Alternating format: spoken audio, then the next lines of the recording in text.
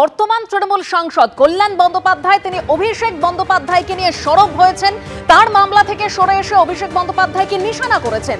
আর এবার কল্যাণ বন্দ্যোপাধ্যায়কে নিয়ে কুণাল ঘোষ তিনি মন্তব্য করছেন যে কল্যাণ বন্দ্যোপাধ্যায় আমাদের বর্ষীয়ান নেতা, একজন আইনজীবী কার মামলা লড়বেন কার মামলা লড়বেন না কি সিদ্ধান্ত নিচ্ছেন পুরোটাই তার বিষয়। অভিষেক বন্দ্যোপাধ্যায়ের মামলা থেকে সরে যাওয়া প্রসঙ্গেই মন্তব্য কুণাল ঘোষের, শুনুন।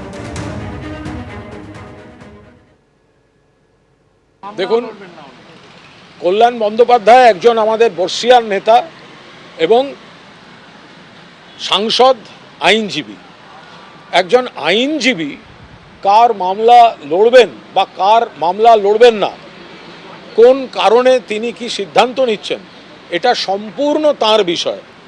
ফলে কল্যাণ বন্দ্যোপাধ্যায় আইনজীবী হিসাবে তিনি কোন মামলা বা কার মামলা লড়বেন বা কার মামলা লড়বেন না এ বিষয়ে আমি তার বক্তব্যের উপর দাঁড়িয়ে আমি কোনো মন্তব্য করব না। একদিকে অভিষেক বন্দ্যোপাধ্যায় নিয়ে ক্ষোভ উগরে দিয়েছেন কল্যাণ বন্দ্যোপাধ্যায়, আর আজই সিআইডির কাছে অভিষেক বন্দ্যোপাধ্যায়কে হাজির হওয়ার জন্য নির্দেশ দিয়েছে আদালত। সন্ধ্যে ৬টার মধ্যে তাকে হাজির হতে হবে সিআইডির কাছে। কিন্তু কখন যাবেন অভিষেক বন্দ্যোপাধ্যায়? আদালতে তার আইনজীবী জানিয়েছেন যে বিকেল ৪টের সময় বিমানবন্দরে নেমে অভিষেক বন্দ্যোপাধ্যায় সোজা চলে যাবেন ভবানী ভবনে। আদালতের তরফে বলা হয়, তদন্তে সহযোগিতা করলে তবেই রক্ষা কবচ পাবেন অভিষেক বন্দ্যোপাধ্যায়। তদন্তে সহযোগিতা করতে প্রস্তুত, যখন ডাকবে যাব। সকাল 10টা থেকে রাত 10টা পর্যন্ত তদন্ত হলেও থাকবে আমার মক্কেল, হাইকোর্টে জানিয়েছেন অভিষেক বন্দ্যোপাধ্যায়ের আইনজীবী।